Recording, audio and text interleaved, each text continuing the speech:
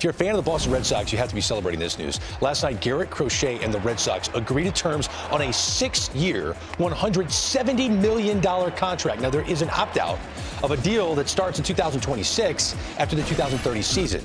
Crochet, $28.3 million AAV. That puts him at the 6th highest that we've ever seen for a starting pitcher. This is a young player who's fresh off his first season as a starter. Back here with Dan Plesac live in the pregame show. I got to tell you, Dan, we all love him. 13K per nine last year, breakout season, ERA around 3.5, and it was a tough environment there for the Chicago White Sox to win in. Do you like this commitment the Red Sox are making to him? Listen, when you acquire a guy, and they gave a lot of good prospects back to the White Sox, the catcher in particular that the White Sox are very happy to have. The bottom line is this. The way we look at pitching in 2025 is different than we looked at it 10 or 15 years ago. All the analytics say this guy is swing and miss. And in a day and age that we're not looking for Nolan Ryan, we're not looking for John Smoltz, Greg Maddux, we're not looking for 220 innings to 240 innings. He fits the profile of a pitcher in today's game. Give me 175, and that's considered you're a horse. You pitch 175 innings, you're way up there on the food chain, right?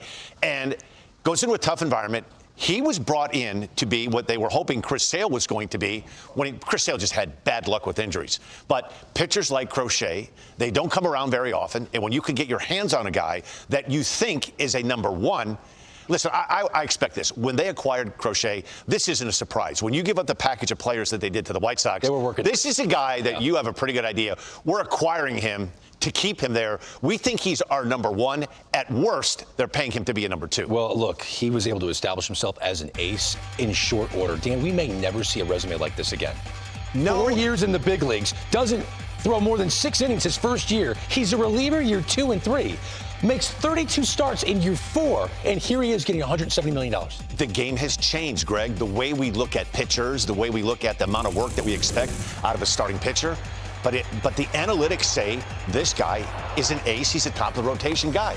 Very rarely do you have guys with a little bit of experience starting.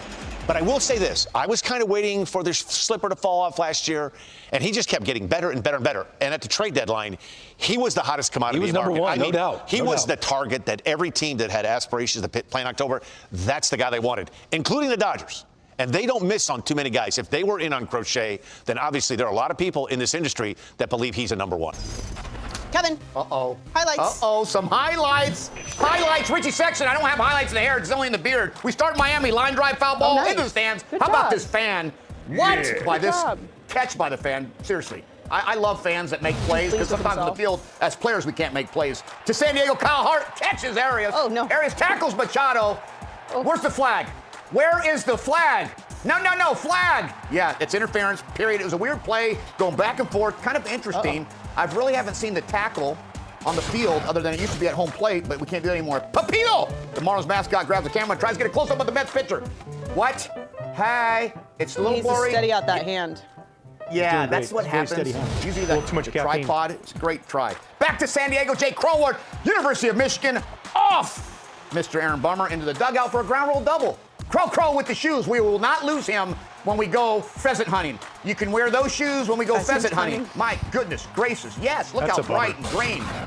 Man, that is a bummer. That's a ground roll double bummer. You know what I'm saying, Rabbi? And last but not least, Luis Torrens hits a deep fly ball. Derek Hill tries to make the catch, but it goes off the glove, and a bottle of wine will be sent to your locker after the game. Thank you very much. Back to you, Sierra.